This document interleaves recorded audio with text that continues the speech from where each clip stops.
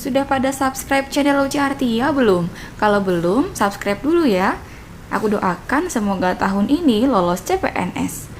Buat yang belum, masih ada waktu nih dalam 5, 4, 3, 2, 1.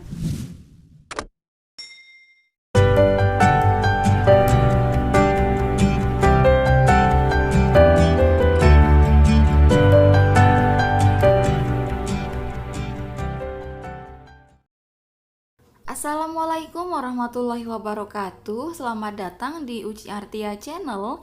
Di video kali ini saya akan membahas tentang peserta yang berhak mendaftar seleksi P3K Guru tahun 2021. Yang pertama, honorer THK 2 yang sesuai pada database BKN. Yang kedua, guru honorer yang masih aktif mengajar di sekolah negeri di bawah kewenangan pemerintah daerah dan terdaftar sebagai guru di Dapodik Kemendikbud. Jadi mulai sekarang kalian bisa cek apakah kalian terdaftar sebagai guru atau tidak di Dapodik Kemendikbud. Kemudian syarat yang ketiga adalah guru yang masih aktif mengajar di sekolah swasta dan terdaftar sebagai guru di Dapodik Kemendikbud. Kemudian syarat berikutnya adalah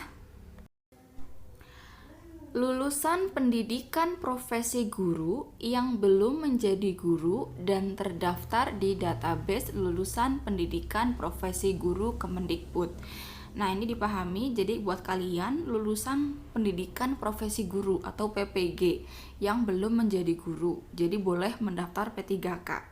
Nah, itu merupakan syarat yang harus kalian penuhi, dan selain 4 syarat yang disebutkan tadi, maka tidak bisa mendaftar atau mengikuti seleksi P3K 2021. Ingat syarat yang tadi saya sebutkan harus kalian penuhi terlebih dahulu. Nah, kemudian jika ada guru honorer yang terdaftar di Dapodik namun sudah tidak aktif mengajar, maka guru tersebut juga tidak bisa mengikuti seleksi P3K. Jadi, pastikan bahwa kalian tetap aktif mengajar ya.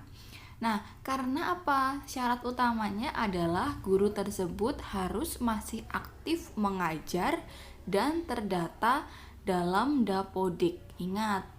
Kemudian itu syaratnya. Nah, sekarang kita ke ketentuan melamar formasi guru P3K tahun 2021. Ketentuannya apa saja sih? Simak video berikut ini. Nah, yang pertama, tes P3K tahap 1 hanya untuk guru honorer di sekolah negeri dan K2 dengan ketentuan sebagai berikut.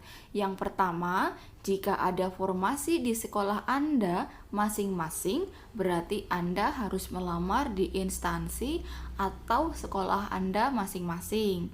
Pahami ya, karena di P3K tesnya ada 3 tahap. Dan ini tahap yang pertama.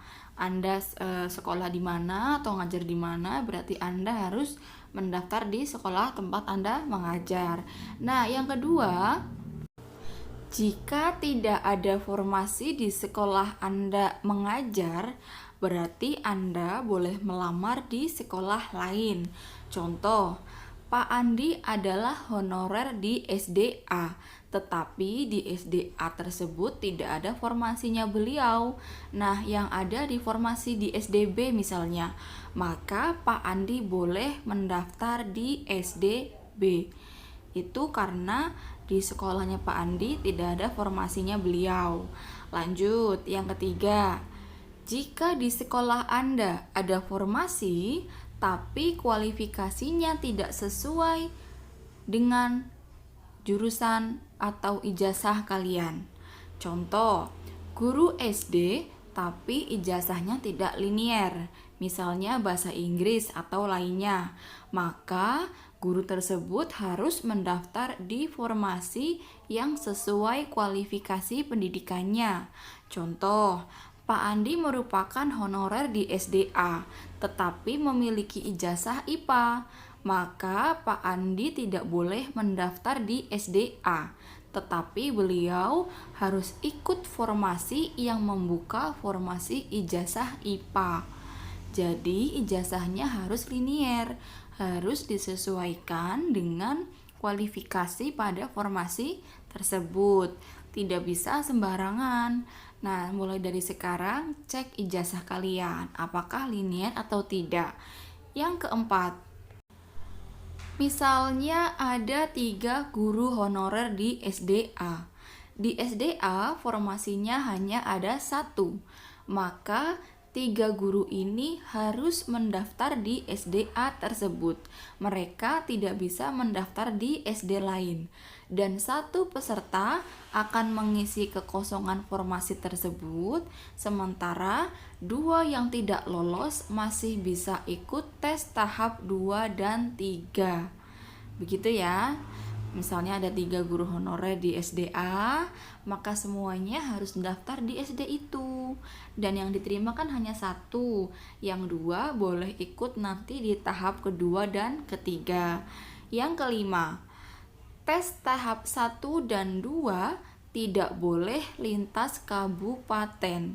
Nah, tes tahap 3 boleh lintas kabupaten. Artinya sekolah tempat kalian mendaftar itu pada saat tes tahap 1 dan tahap 2 tidak boleh berbeda kabupaten, harus dalam satu kabupaten. Sedangkan tes tahap ketiga boleh lintas kabupaten. Nah, perhatikan betul-betul ya ketentuan dari pendaftar P3K. Kemudian ada informasi lagi. Khusus bagi P3K, guru, ada beberapa hal yang diperhatikan pada saat pendaftaran P3K tahun 2021. Yang pertama, tesnya dilakukan sebanyak 3 kali. Yang kedua, verifikasi administrasi dilakukan berdasarkan sertifikasi pendidikan terlebih dahulu. Jika tidak sesuai, maka dilakukan berdasarkan kualifikasi pendidikan yang bersangkutan. Misalnya sudah sertifikasi, kemudian dicek dulu sertifikasinya mapel apa. Kalau memang tidak, maka akan disesuaikan dengan ijazah kalian. Nah, sertifikat pendidik ini merujuk pada Surat Edaran Direktur Jenderal Guru dan Tenaga Kependidikan Kemendikbud nomor 1440-B-TB1-GT.02.01 tahun 2021 tanggal 15 Maret 2021. Semoga informasinya bermanfaat. Semangat berjuang. Terima kasih. Wassalamualaikum warahmatullahi wabarakatuh.